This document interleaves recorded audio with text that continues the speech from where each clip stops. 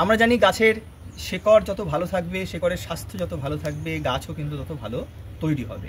তো গ্রো ব্যাগে করার আসল মজা এইখানেই। এখানে কিন্তু ড্রেনেজ সিস্টেম কিন্তু চারিদিকেই অসংখ্য ছিদ্র রয়েছে। এখানে অতিরিক্ত জল জমে যাওয়ার কোনো ভয় নেই। অতিরিক্ত বৃষ্টি হোক বা নিম্নচাপ হোক, টানা বৃষ্টিতে যে সমস্যাগুলি হয়, গোড়াতে যে জল জমে যায়, বিশেষ করে এই আখ গাছ কিন্তু গোড়ায় জল জমা একদম পছন্দ করে না। আমি নিয়েছি এখানটায় পাতা পচা সার, ঝুরঝুরে মাটিটাকে কিন্তু অনেক বেশি ফ্লাফি করবে এই পাতা পচা সার। পাশাপাশি ড্রেনেজ সিস্টেমটাকে মাথায় রাখার জন্য কিন্তু বালি ব্যবহার করছি। এই হলো তিনটে মেন উপকরণ। এর পাশাপাশি আমি যেটা দেব, আমি কিন্তু অর্ধেকটা মতন ভালোভাবে এই মিডিয়াটা ভরিয়ে দিলাম। এবার সিম্পল একটা কাজ। নমস্কার দর্শক বন্ধুরা, আশা করি তোমরা অনেক ভালো আছো এবং অনেক অনেক গাছ লাগাচ্ছ। ওকে, আজকে তোমাদের জন্য নিয়ে এসেছি একটা নতুন ভিডিও, যে ভিডিওর থাম্বনেল দেখে তোমরা বুঝতে পেরে গেছো যে কি বিষয়ের উপরে আজকে এই ভিডিওটা হতে চলেছে। হ্যাঁ, আজকে আমি প্রতিস্থাপন করব মা জবা থেকে নিয়ে আসা এই যে ফিলিপাইন ব্ল্যাক সুগার কেন বা কালো আখ, যেটা সম্পর্কে আমরা অনেক ধারণা রাখছি, যেটা খুবই এখন ডিমান্ডিং একটা আখের প্রজাতি।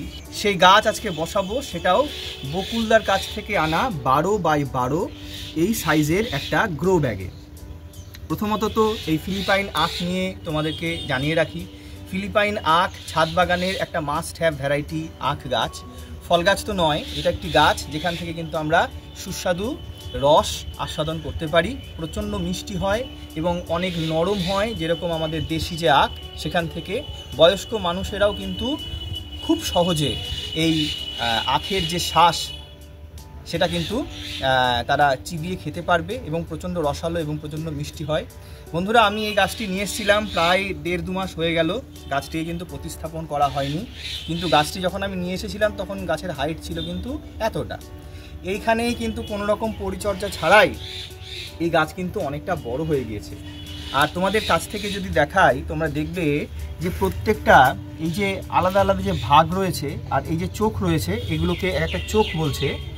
এই চোখ থেকে কিন্তু নতুন নতুন গাছ ওঠে, তৈরি হয়। তো আমি যদি এখান থেকে কেটে দিই, তাহলে এইখান থেকে এতটা কিন্তু একটা আলাদা গাছ করা যেতে পারে। এখান থেকে দেখো ছোট্ট একটা চোখ থেকে কিন্তু আবার একটা চারা বেরোনোর চেষ্টা করছে, এরকমভাবে কিন্তু চেষ্টা করে। তা আমরা যদি এখান থেকে কেটে দিই 2-3টে কিন্তু আমি চারা পেয়ে যাব। এই আখ গাছ প্রতিস্থাপন করার জন্যে আমাদের যেটা লাগবে সেটা হলো একটা সুসম্মত মিডিয়া। সেই মিডিয়াটা বানানোর বিষয়টা তোমাদের সাথে রাখবো সামনে, এবং সেটাও করব কিন্তু বকুলদার আনা এই 400 GSM-এর 12x12 এই গ্রো ব্যাগে। এটা কিন্তু একটা পলিফাইবার বা জিও ফাইবার বলছে, সেই ম্যাটেরিয়াল দিয়ে তৈরি। এটা 100% রিসাইকেলড প্রোডাক্ট দিয়ে তৈরি হয়। এই গ্রো ব্যাগ নিয়ে যে ভিডিওটা আমার চ্যানেলে রয়েছে সেটা তোমরা দেখে নিতে পারো, অনেক ইউজফুল একটা ভিডিও।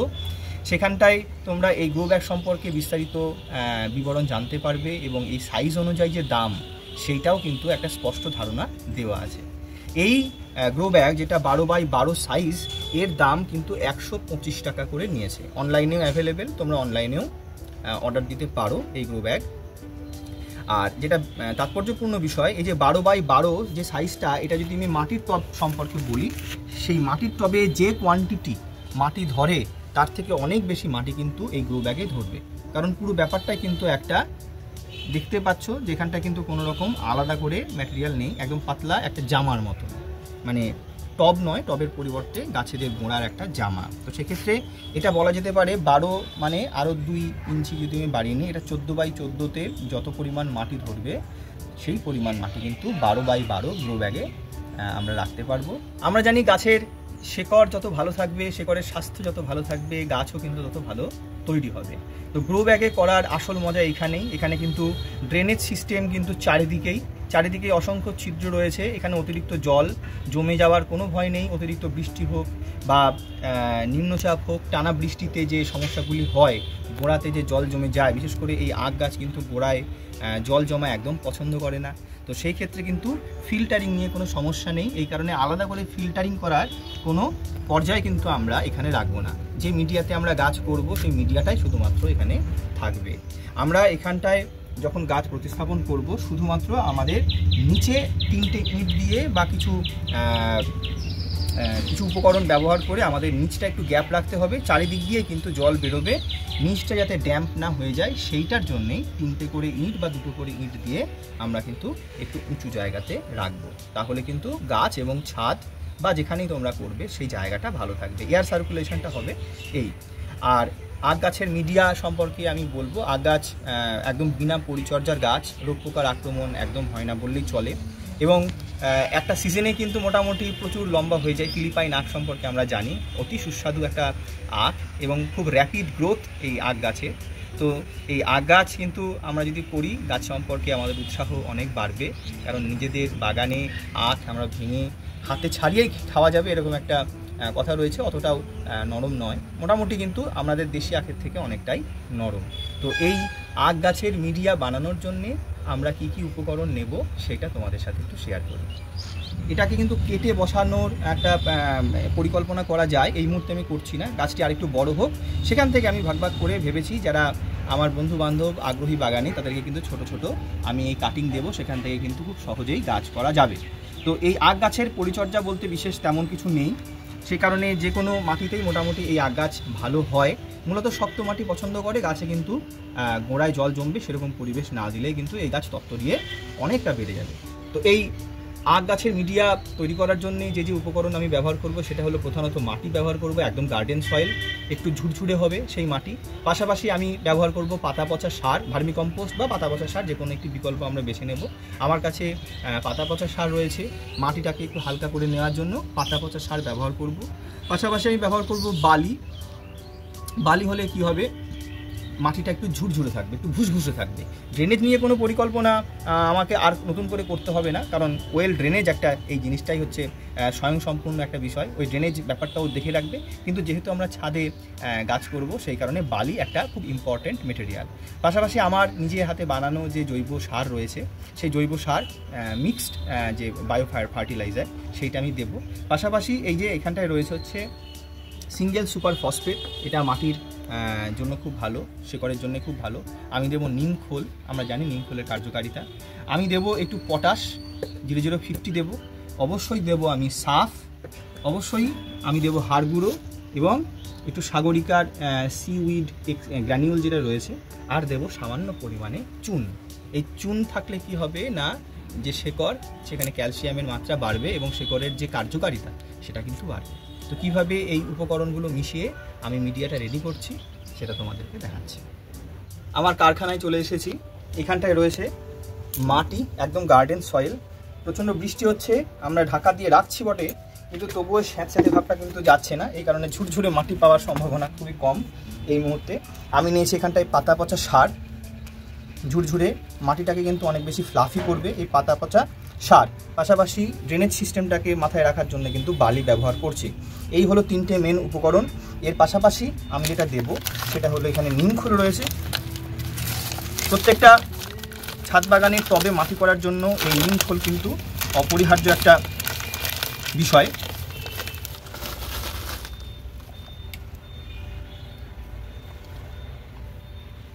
আমি 1 মুঠ মতন নিম খোল ব্যবহার করব।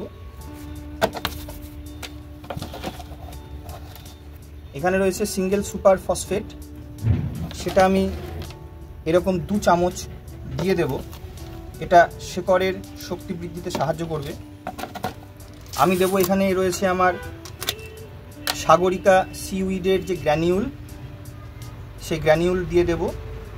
এটা একটা ন্যাচারাল মাইক্রোনিউট্রিয়েন্ট। সামান্য পরিমাণ চুন আমি দেব, যেরকমটা বলেছিলাম সামান্য পরিমাণ চুন আমি মাটির সাথে মিশিয়ে দেব।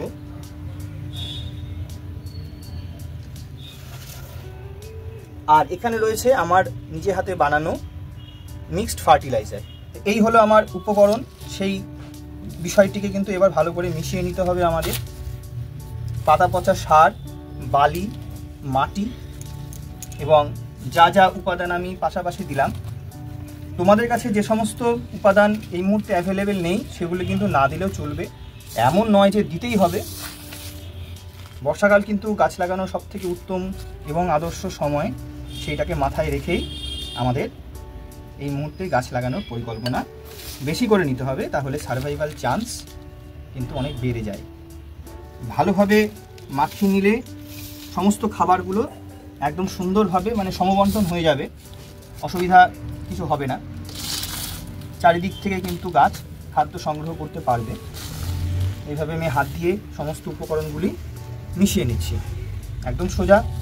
এই কাজটি তোমরা একটু সময় নিয়ে করবে।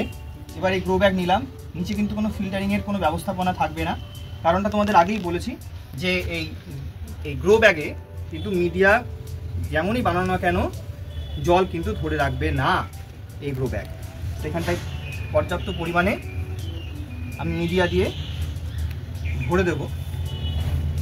অর্ধেকটা আপাতত করবো, তারপরে গাছটা বসিয়ে বাকি অর্ধেকটা। প্রচুর প্রচুর মাটি ভরে এই একটা গ্রো ব্যাগে।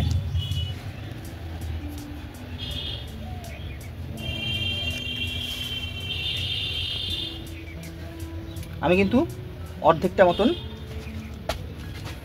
ভালোভাবে এই মিডিয়াটা ভরিয়ে দিলাম। এবার সিম্পল একটা কাজ, পলিপ্যাকটাকে আমি হাত দিয়ে ভালো করে ছিঁড়ে নেব। দেখাই শিকড়ের পরিস্থিতিটা।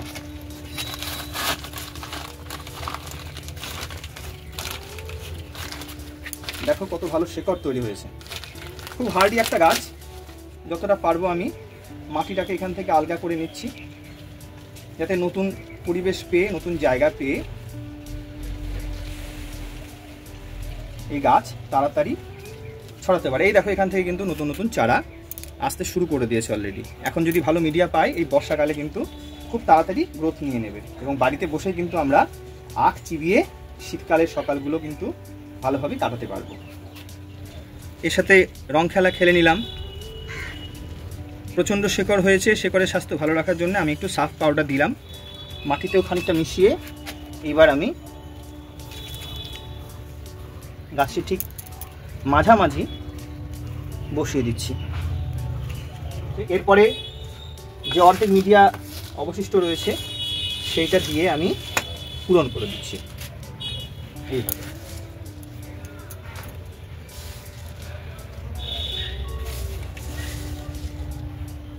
একটা গ্রো ব্যাগে 12x12 ইঞ্চির গ্রো ব্যাগে কত পরিমাণ মাটি লাগে সেটা তোমরা নিশ্চয়ই বুঝতে পারছো। ভরপুর মাটি আমি দিয়েছি, সেই মিডিয়াও কিন্তু একদম শেষ হয়ে গেল। সেক্ষেত্রে আমরা বুঝতেই পারছি যে প্রচুর পরিমাণ কিন্তু মাটি ধরে এই গ্রো ব্যাগে।